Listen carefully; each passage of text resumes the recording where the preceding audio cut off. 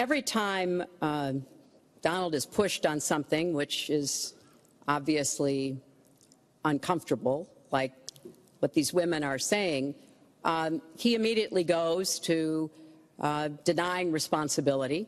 And it's not just about women. He never apologizes or says he's sorry for anything. So we know what he has said and what he's done to women. But he also went after a disabled reporter, mocked and mimicked him on national television.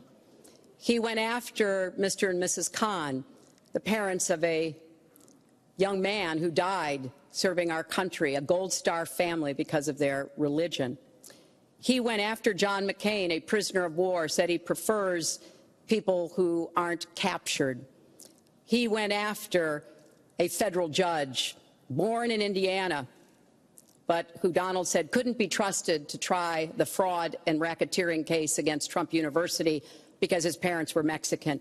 So it's not one thing. This is a pattern of divisiveness, of a very dark and in many ways dangerous vision of our country, where he incites violence, where he applauds people who are pushing and pulling and punching at his rallies. That is not who America is. And I hope that as we move in the last weeks of this campaign, more and more people will understand what's at stake in this election. It really does come down to what kind of country we are going to have. So sad when she talks about violence at my rallies, and she caused the violence. It's on tape.